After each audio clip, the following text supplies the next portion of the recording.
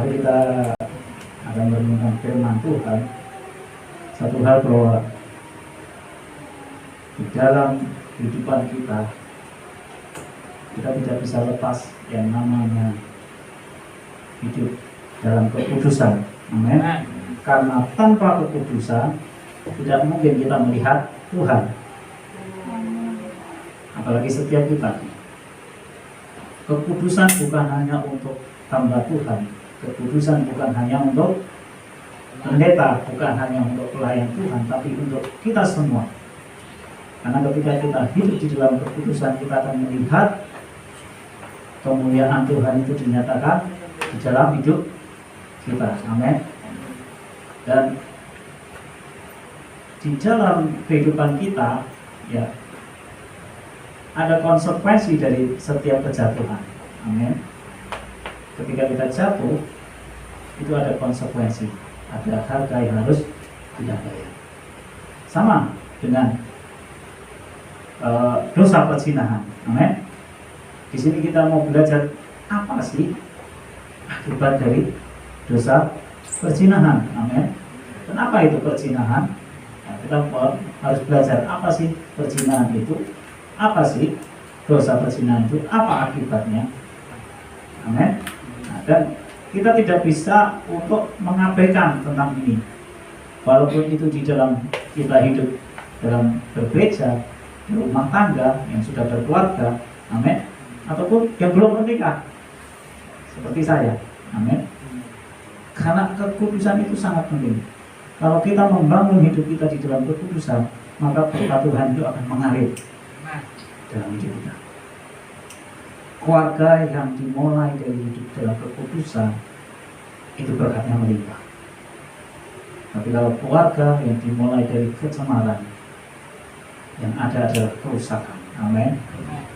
Bisa-bisa kalau orang menikah, ya, dimulai didasari tidak dalam kekudusan, Tuhan bisa menggugat pernikahan. Amin. Tapi kalau kita mulai dari segala sesuatu dalam kekudusan Tuhan, maka Tuhan itu akan memberkati kita. Kalau kita belajar tentang segala sesuatu, bagaimana sih akibat? Kenapa kok bisa bangsa hancur hanya karena satu persoalan? Kerajaan-kerajaan bisa hancur karena hanya satu. Kalau kita pikir-pikir, ya, kenapa kok kerajaan-kerajaan zaman dulu yang begitu kuat, ya, kayak kerajaan Romawi, kerajaan Babel, kerajaan ini bisa begitu kuat, tapi kok bisa hancur? Kalau diteliti-teliti, banyak yang meneliti, sebelum kehancuran itu yang terjadi karena ada dosa perzinahan. Amin. Gereja bisa hancur karena dosa perzinahan. Bangsa bisa hancur karena dosa perzinahan. Maka kita tidak bisa mengabaikan tentang hal ini, baik saat kita masih sendiri, amin, maupun kita sudah berkeluarga. Karena dosa perzinahan itu bisa menyerang siapa saja, mau orang yang sudah berkeluarga, mau orang yang belum berkeluarga, itu bisa menyerang siapa saja. Karena tujuan dosa perzinahan itu adalah dipakai iblis untuk menghancurkan. Keluarga bisa hancur karena perzinahan. Keluarga bisa hancur karena perselingkuhan. Ya. Demikian juga mungkin orang yang masih sendiri, ya, bisa hancur masa depannya karena perzinahan. Maka kita harus memulai di dalam hidup kita segala sesuatu. Mari kita bangun di dalam kekudusan. Karena kalau kita membangun segala sesuatu di dalam kekudusan, Tuhan itu mencurahkan berkat. Kenapa kok kekudusan itu sangat penting? Saudara tahu bahwa dosa, saya pernah sama Pak Kardi, dosa itu apa? Dosa itu mengaruh bau, baunya itu amis, ya, seperti itu. Tapi kalau kudus, kekudusan itu baunya itu harum, sangat. Itu kekudusan. Tapi kalau dosa itu baunya amis. Maka kita harus membangun sesuatu dari di dalam kekudusan. Kenapa kok kita perlu penting sekali? Karena hamba Tuhan, banyak hamba Tuhan jatuh di dalam perzinahan. Di Alkitab, hamba Tuhan yang paling kuat, yang terkuat jatuh karena perzinahan. Siapa itu? Yang paling kuat? Simpson. Ya, Simpson jatuh karena perzinahan. Dengan siapa? Delila. Ya. Karena Simpson juga suka bagi-bagi ke tempat-tempat pelacuran. Dan dia jatuh karena perzinahan, karena wanita. Ya. Kemudian hamba Tuhan yang paling pintar, paling berhikmat, yaitu siapa? Salomo. Salomo juga jatuh karena perzinahan. Amin. Kenapa? Istrinya sangat banyak, ya, sampai 1000. Uniknya akhirnya apa? Dia ikut kepengaruh sama istri dan uniknya, yaitu akhirnya menyembah berhala. Amin. Saya ingin gereja kita di awal Maret ini tahun 2022, mari kita ngejar kekudusan. Amin. Double, yaitu Manase dan Efraim. Dia punya milik pusaka, ya, anak pusaka, ya, bagian, mendapat bagian 2 bagian. Kenapa? Dia adalah orang yang menjaga kekudusan. Bahkan sampai kalau punya kesempatan, waktu itu Yusuf punya kesempatan, ya, dia akan bisa. Karena cuma berdua dengan istri Potifar. Tapi dia tahu bahwa Tuhan melihat dan Maha melihat. Akhirnya dia menolak dan pilih lari. Akhirnya difitnah dan masuk penjara. Tapi dia adalah orang yang menjaga kekudusan dan Tuhan memberkati. Maka dari itu kita harus perlu menjaga kekudusan. Dan saudara-saudara, kenapa kok kan hamba-hamba Tuhan setan mengincar, ya, kebanyakan orang-orang yang dipakai Tuhan? Karena Tuhan, setan itu mau menggagalkan setiap rencananya di dalam hidup kita. Amin. Setan berusaha menggagalkan karya keselamatan Tuhan. Maka yang berusaha dijatuhkan yaitu dengan hamba-hamba Tuhan dijatuhkan. Apa sih perzinahan? Ya. Perzinahan adalah hubungan seks yang dilakukan di luar pernikahan. Amin. Di luar ketetapan tatanan yang sudah ditetapkan Tuhan. Mari kita buka di dalam kitab Kejadian 1 ayat 27 sampai 28. Mungkin firman-Tuhannya agak panjang, ya. Jadi mari kita akan belajar supaya kita semua diberkati Tuhan. Supaya kita tidak menggampang. Tidak mungkin, ya, istri saya selingkuh, nggak mungkin, ya. Suami saya selingkuh, nggak mungkin, ya. Dia hamba Tuhan bisa jatuh. Tidak ada yang bisa menjamin. Amin. Yang bisa menjamin adalah ketika kita melekat dan kita mengerti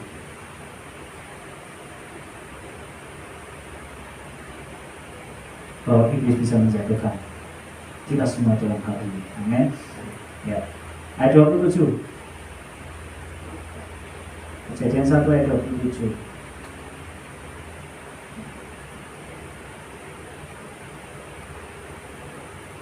Demikian firman Tuhan, maka Allah menciptakan manusia itu menurut gambar dan menurut gambar Allah diciptakannya dia, laki-laki dan perempuan diciptakannya mereka. Jadi kita semua adalah diciptakan menurut gambar dan rupa Allah. Karena Allah itu kudus, maka kita kudus, bukan cemar. Karena Allah itu kudus. Kemudian Allah memberkati mereka, ya, lalu berfirman kepada mereka, beranak cuculah dan bertambah banyak. Jadi yang pertama yang dilakukan adalah bagaimana Tuhan itu memberkati dulu. Tapi iblis berusaha mengubah tatanan yang ditetapkan oleh Tuhan. Kalau iblis mengubahnya apa? Beranak cucu dulu baru diberkati. Melakukan hubungan seks dulu sebelum nikah, baru minta berkat. Ya, diadakanlah, iblis mengadakan free sex, ya. Sekarang kalau dunia sekarang ini, ya, kalau kita rasakan, apalagi anak-anak muda nih, ya, iblis itu sudah masuk di dalam pikiran setiap orang bahwa itu hal biasa, ya. Jadi saya sebelum pernikahan, sebelum ini, itu sudah biasa. Dan orang muda nggak menganggap lagi bahwa itu adalah hal yang penting. Amin. Kenapa? Iblis baru mau merusak moral setiap orang. Kalau moral setiap orang itu bisa dirusak, akhirnya apa? Mereka tidak suka berdoa kekudusan. Karena Tuhan sangat benci sekali dengan namanya kecemaran. Amin. Nah, Tuhan sangat suka dengan kekudusan. Maka dari itu iblis berusaha menggagalkan setiap rencana Tuhan dalam hidup kita. Orang bisa menderita hidupnya karena apa? Karena berjiwa. Keluarga bisa hancur karena berjiwa. Bangsa bisa hancur karena berjiwa. Nah, dari itu yang harus kita kejar adalah kekudusan. Harusnya kekudusan itu tatanannya adalah bagaimana seorang itu diberkati Tuhan dalam pernikahan kudus. Ya, baru istilah lakukan hubungan suami istri. Itu adalah tatanan dan aturan Tuhan. Tapi manusia berusaha untuk mengubah aturan Tuhan. Dengan apa? Wis itu udah lumrah zaman sekarang, zaman modern. Udah hal yang biasa. Tuhan kan Maha Kasih, ya. Kita habis lakukan itu, kita bisa bertobat. Amin. Itu namanya mempermainkan Tuhan. Tuhan kan Maha Pengampun.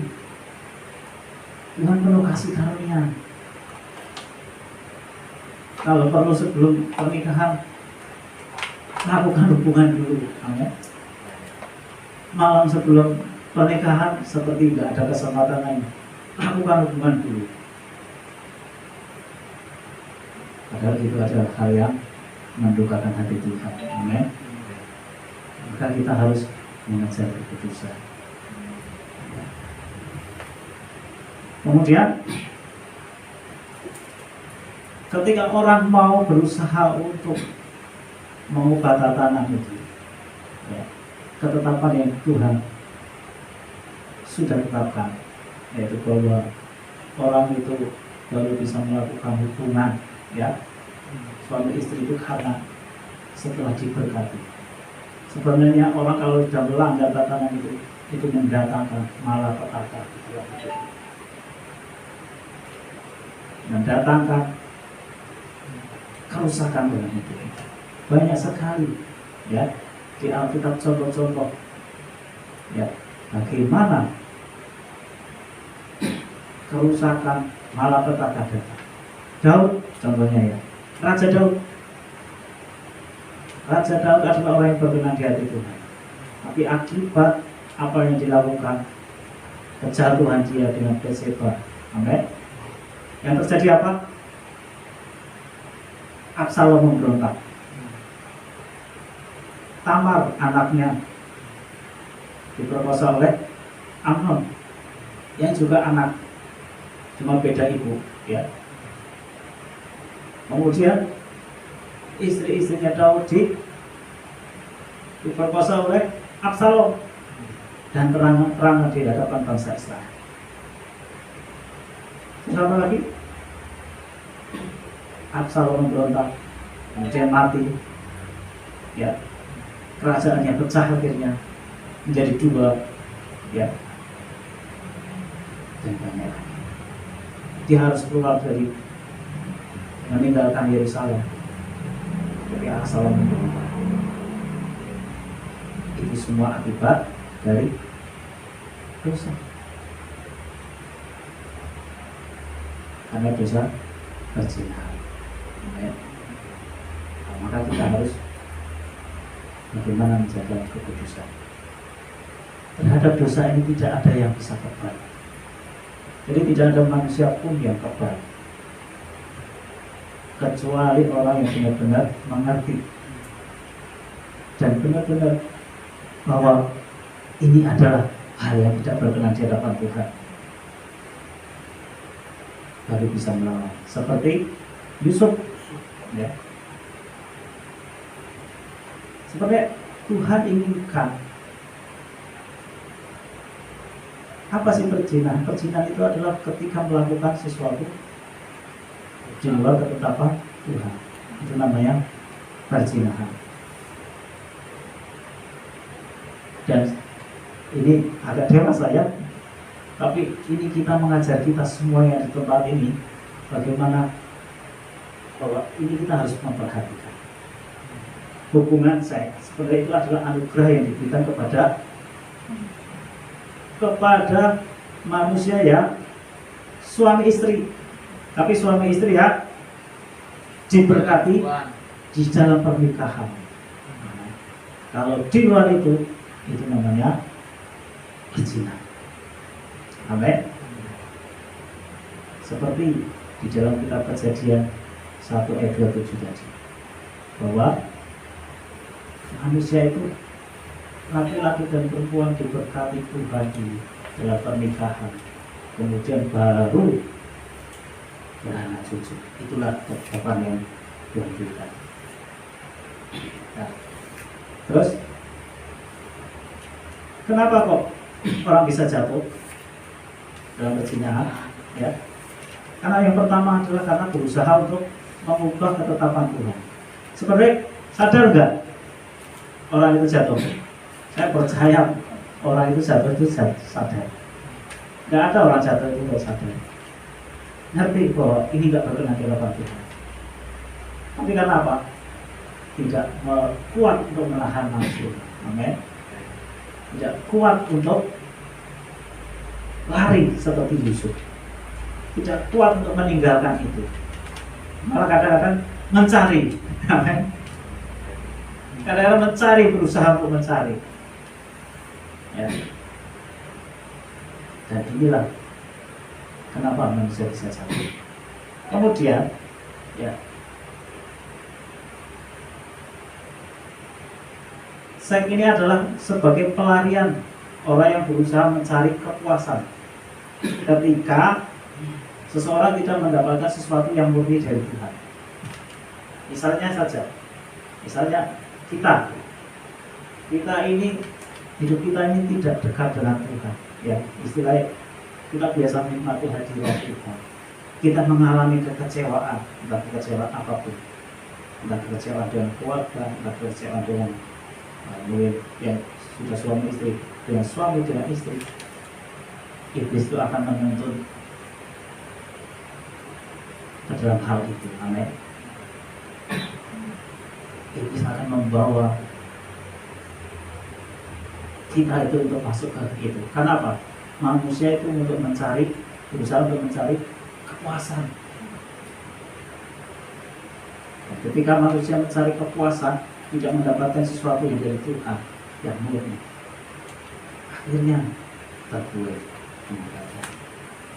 Contohnya Raja Daud, dia harusnya maju perang.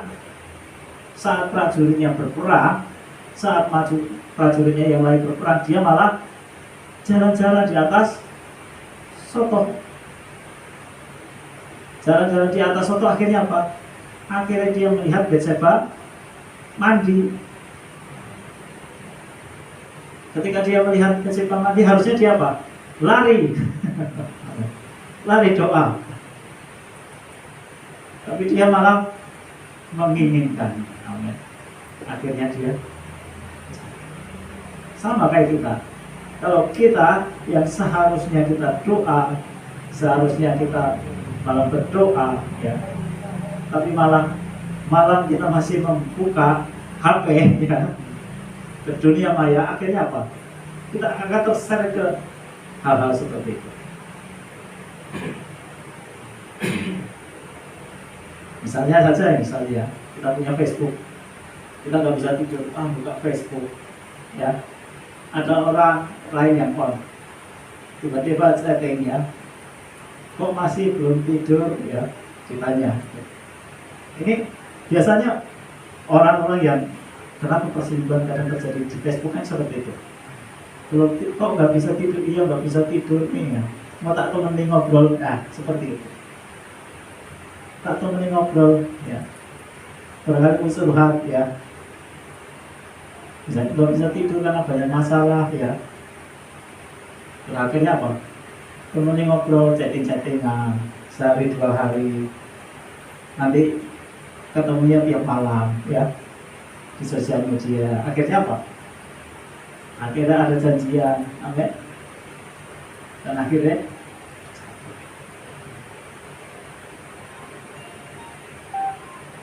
ya, maka itulah harusnya kita bagaimana kita mengerjakan apa yang menjadi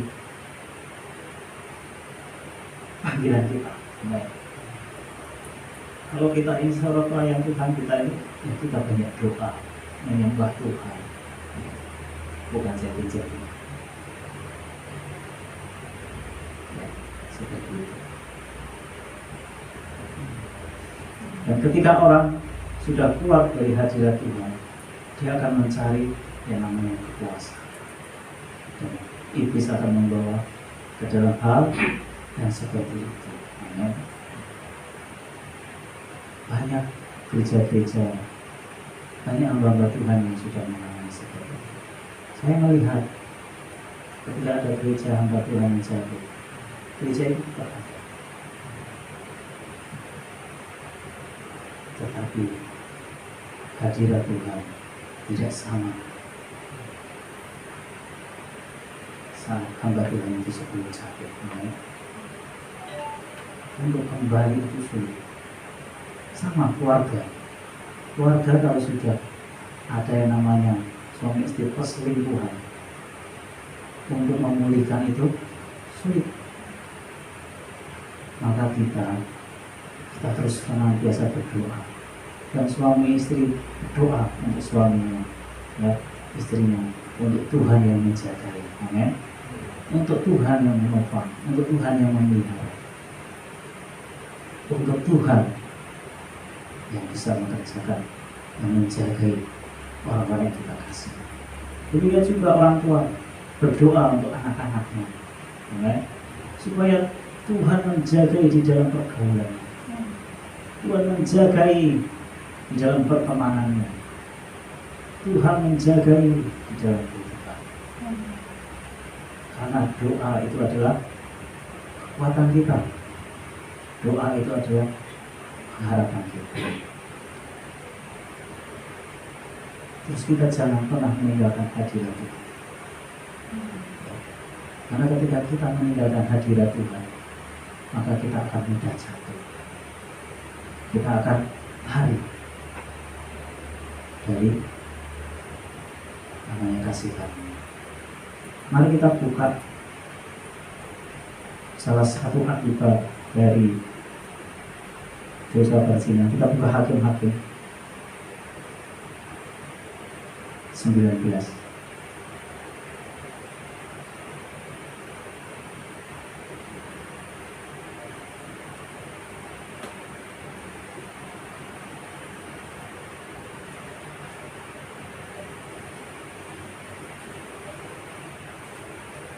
Nanti akan saya bacakan.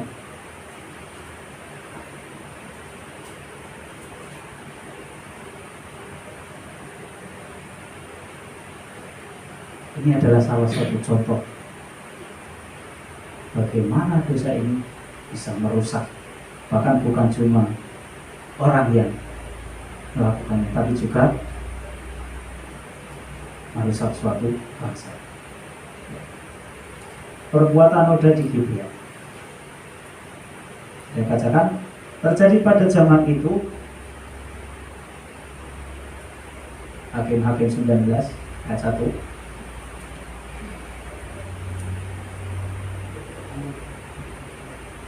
Ketemu? Terjadi pada zaman itu, ketika tidak ada raja di Israel, bahwa di balik pegunungan Efraim ada seorang Lewi tinggal sebagai pedagang. Lewi tahu ya, Lewi ini sebenarnya panggilannya adalah imam. Ya. Tapi karena situasi kondisi atau apapun, akhirnya dia menjadi pedagang. Yang panggilannya seharusnya Lewi ini adalah sebagai seorang imam. Ya. Kemudian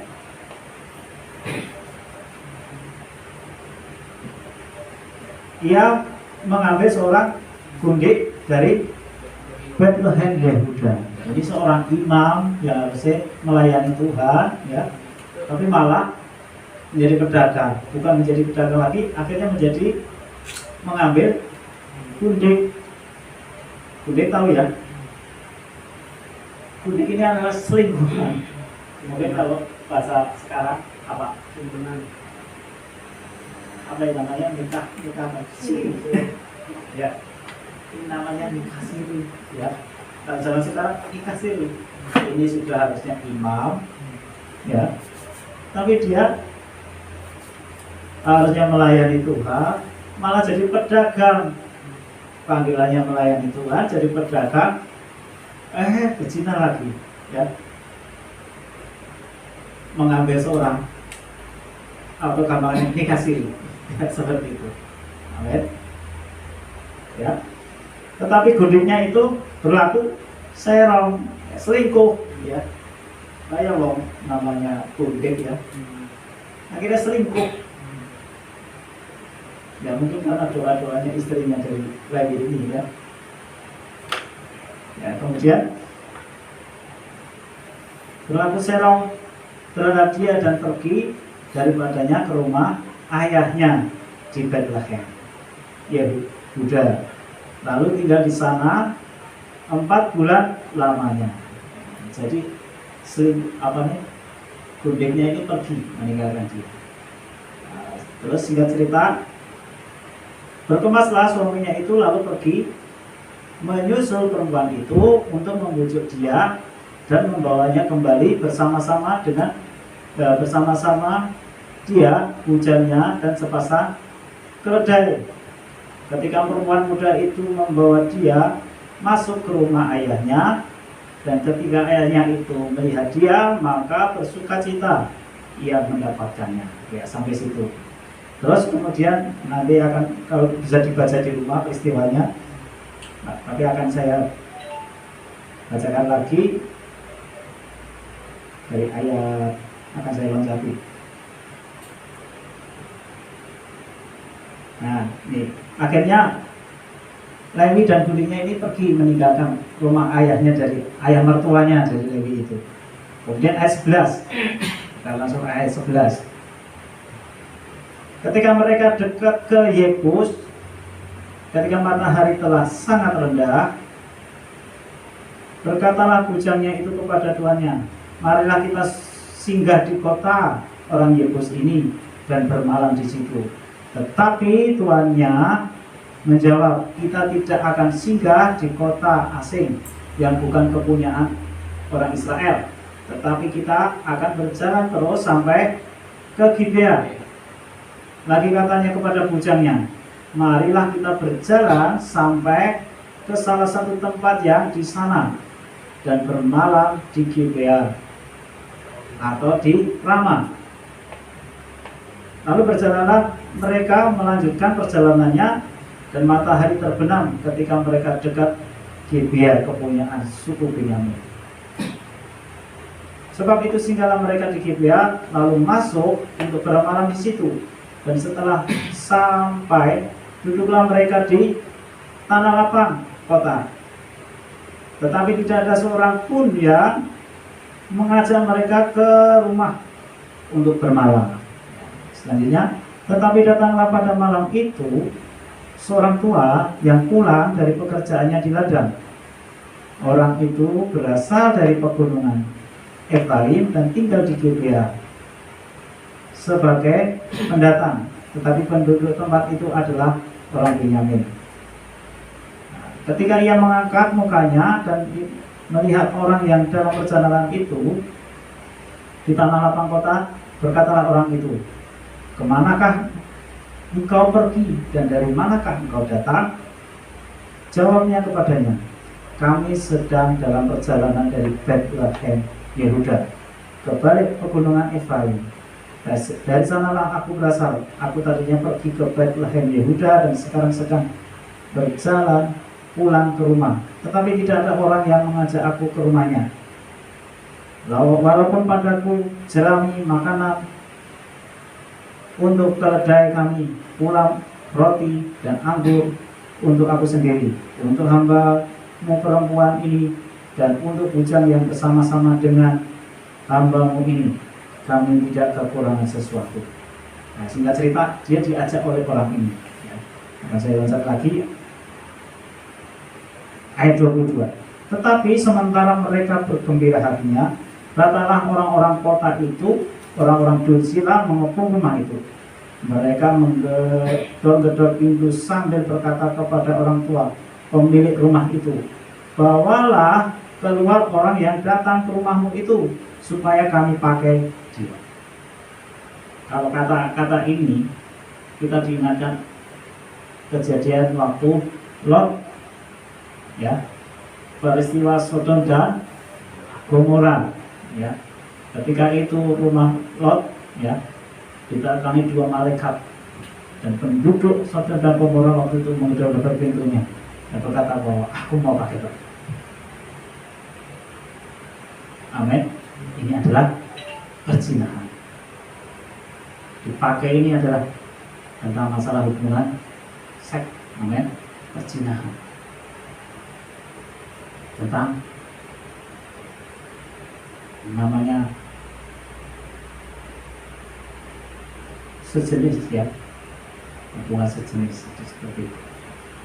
Kemudian ayat 23, lalu keluarlah pemilik rumah itu menemui mereka dan berkata kepada mereka, "Tidak, saudara-saudaraku, janganlah kiranya berbuat jahat, karena orang ini telah masuk rumahku. Jangan kamu berbuat noda. Tetapi ada anakku perempuan yang masih perawan dan juga bundek orang itu. Baiklah, kubawa keduanya keluar, perkosalah mereka dan perbuatlah dengan mereka apa yang kamu pandang baik. Tetapi terhadap orang ini janganlah kamu berbuat noda." Kemudian ayat 25, tetapi orang-orang itu tidak mau mendengarkan perkataannya. Lalu orang Lewi itu menangkap bundiknya dan membawanya kepada mereka keluar. Kemudian mereka bersetubuh dengan perempuan itu, dan bersemalam-malaman itu mereka mempermainkannya sampai pagi. Barulah pada waktu fajar menyingsing, mereka melepaskan perempuan itu. Menjelang pagi perempuan itu datang kembali, tetapi ia jatuh rebah di depan pintu rumah orang itu. Empat tuannya bermalam, dan ia tergeletak di sana sampai fajar. Saya bacakan sampai selesai. Pada waktu tuannya bangun pagi-pagi, dibukanya pintu rumah dan pergi keluar untuk melanjutkan perjalanannya. Tetapi tampaklah perempuan itu, bundiknya tergeletak di depan pintu rumah dengan tangannya pada abang pintu. Berkatalah ia kepada perempuan itu, "Bangunlah, marilah kita pergi." Tetapi tidak ada jawabnya. Lalu diangkatnya lah mayatnya itu ke atas, keledai berkemaslah ia, kemudian pergi ke tempat kediamannya. Sampai di rumah, diambilnya lah pisau, dipegangnya lah mayat bundi itu, dipotong-potongnya menurut tulang-tulangnya menjadi 12 potong, lalu dikirimkannya ke seluruh daerah orang Israel. Ya. Dan setiap orang yang melihatnya berkata, hal yang demikian belum pernah terjadi dan belum pernah terlihat sejak orang Israel berangkat keluar dari tanah Mesir sampai sekarang. Perhatikanlah itu, pertimbangkanlah, lalu berbicaralah. Dari peristiwa ini, kalau firman nanti bisa baca di ayat yang 20, yaitu di pasal 20, yaitu peperangan orang Israel melawan Bani Benyamin. Itu gara-gara peristiwa ini. Amen. Gara-gara noda perzinahan. Akhirnya apa? Terjadilah peperangan yang besar. Bangsa Israel melawan Bani Benyamin. Dan pada saat itu yang tewas sekitar berapa? 25.000 orang. Coba bayangkan, hanya gara-gara satu peristiwa, gara-gara dosa perzinahan. Yang tewas adalah 25.000.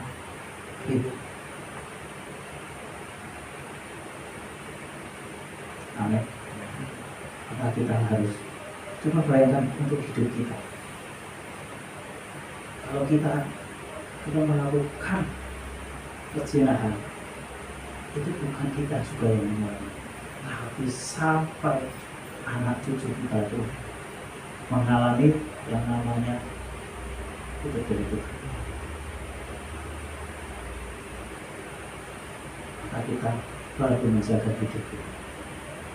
Dan kita yang masih muda, jaga kekudusan. Kita yang belum nikah, jaga kekudusan. Sampai nanti pernikahan, bernikahlah di dalam kekudusan, di dalam pernikahan kudus. Jangan mencuri start Tuhan.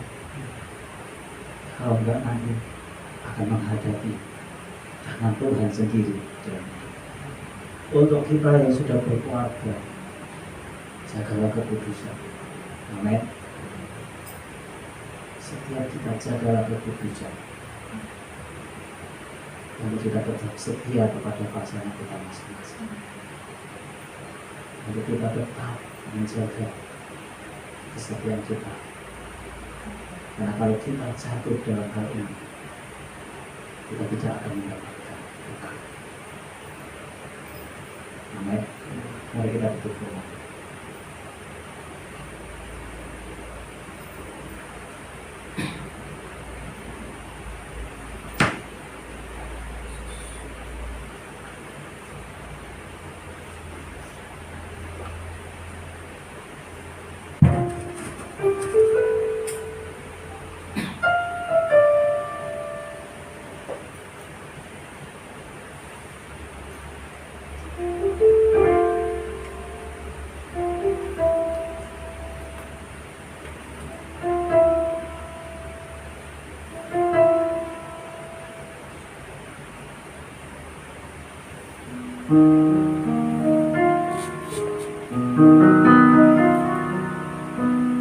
Kita renungkan sejenak firman Tuhan.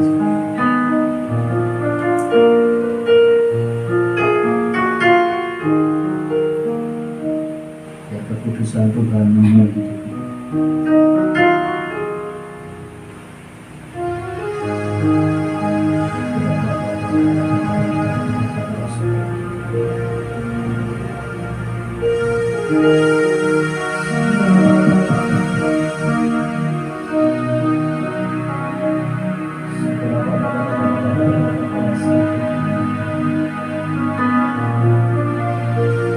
Kita semua berbahagia.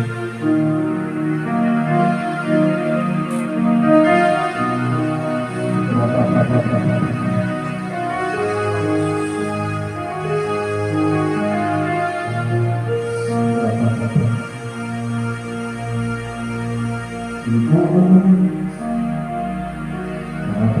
sejak jalan bagi rajaku, aku cinta seluruh hidupku.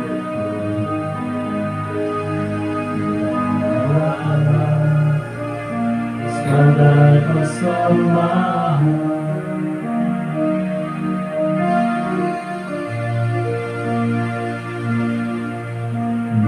bahwa kemuliaan untuk mengenal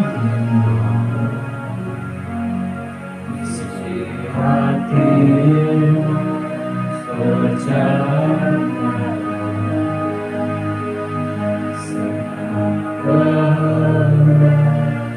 dan rencana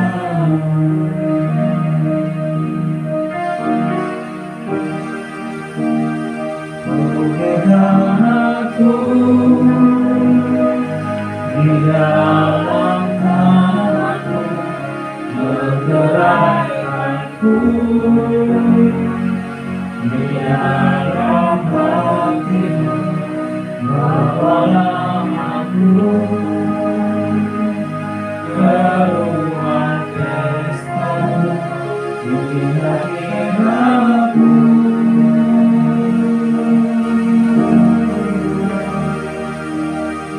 Hanya cinta-Mu yang puaskan aku, perkenanan-Mu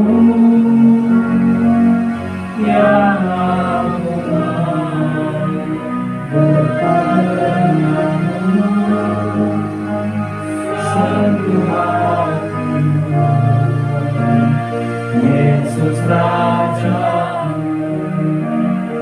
Terus tak bercacat sendiri.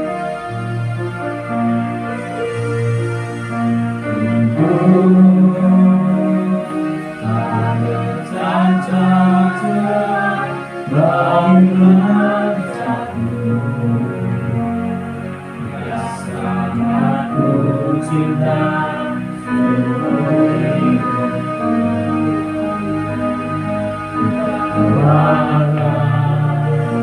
Sebagai persembahan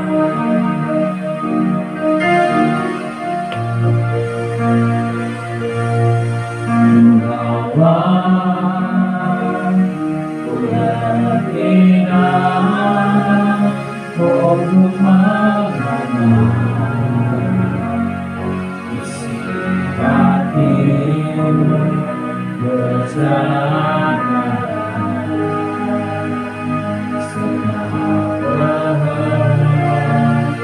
dan rencana-Mu.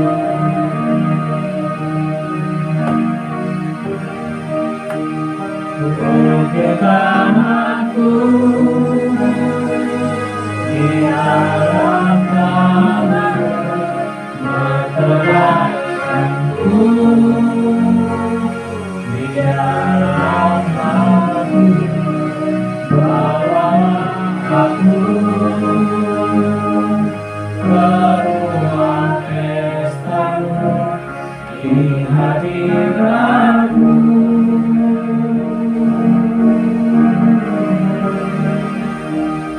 Hanya cinta-Mu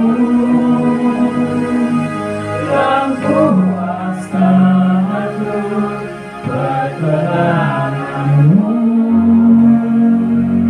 yang aku mau berpadengan-Mu, sentuh hatimu, Yesus Raja. Buktikan aku, buktikan aku di dalam tangan-Mu, bergerai aku di dalam hati-Mu, bawalah aku ke ruang pesta-Mu di hadirat-Mu.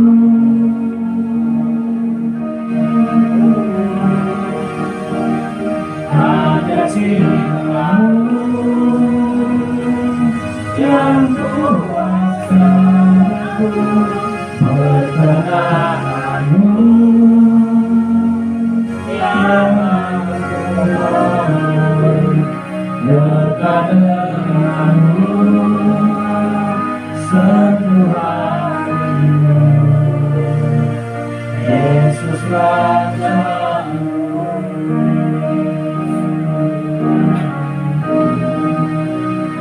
Dekat denganmu setuhanmu,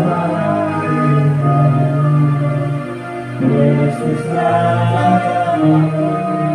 Dekat denganmu, dekat denganmu setuhanmu, Yesus Rajaku.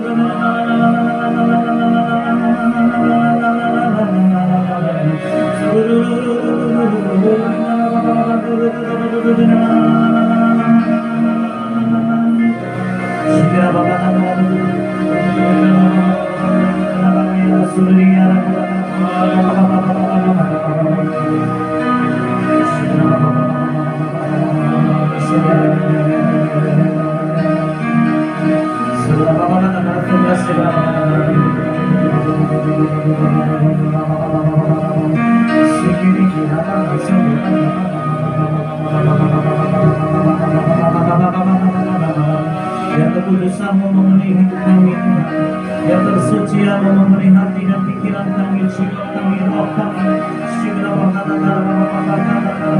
Biar kami semua dipuaskan oleh hadirat-Mu, urapan-Mu, kuasa-Mu yang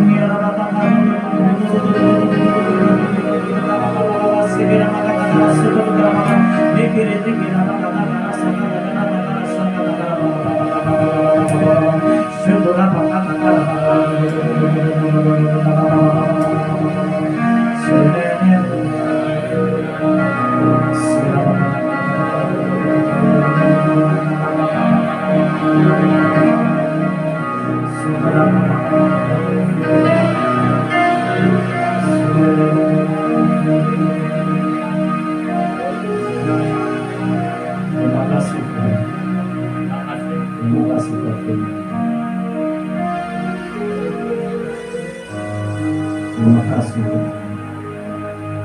Berkati Tuhan. Jagai setiap hidup kami ya Tuhan. Pimpin kami ya Tuhan. Jangan biarkan kami pergi dan menjauhkan. Jangan pernah kami meninggalkan hadirat-Mu. Biar aku terus supaya membantu biar kami selalu tinggal jujur. Karena di hadirat-Mu kami memuaskan. Di hadirat-Mu kami ajar kami terus berpegang teguh kepada ketetapan-Mu.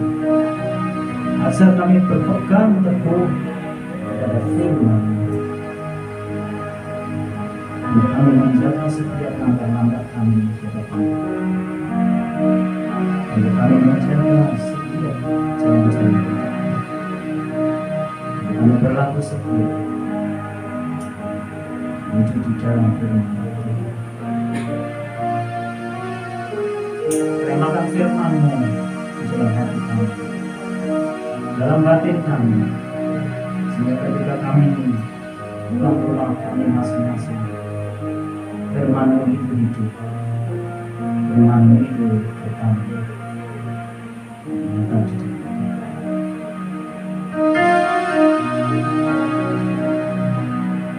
Terima kasih. Sebentar kami akan pulang ke rumah masing-masing. Kami serahkan dengan kami. Kami bawa setiap doa kami. Kami bawa penyembahan kami. Kami membawa hormat kami. Kami membawa persembahan kami ke Tuhan. Kami bawa pertolongan kami ke Tuhan. Dan memberkati kami semua. Berkati hidup kami. Berkati pekerjaan kami. Berkati Tuhan ekonomi kami, keuangan kami, kesehatan kami, keluarga kami, seisi rumah kami. Berkati ya Tuhan, keluar masuk kami. Dan setiap apa yang kami kerjakan Tuhan yang ingin membuat berhasil, membukakan tingkap-tingkap kami, membukakan terobosan-terobosan yang baru, memberikan kelimpahan, kemakmuran dan kesejahteraan pada kami. Tidak ada yang miskin di tengah-tengah kami. Yang melepaskan kami dari segala kutuk kegagalan, yang melepaskan kami dari segala kutuk kemiskinan, yang melepaskan kami dari segala kutuk sakit penyakit, sehingga hidup kami diberkati.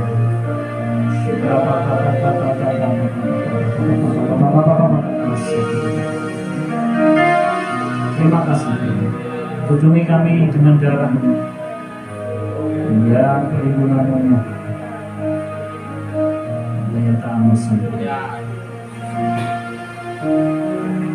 Mari kita angkat tangan kita semuanya. Dan terimalah berkat dari Allah Bapa, kasih sayang dari Tuhan Yesus Kristus, dan persekutuan Roh Kudus yang menyertai kita mulai dari malam ini sampai Tuhan Yesus datang menjemput kita yang kedua kali. Di dalam nama Yesus, yang percaya katakan sama-sama. Amin.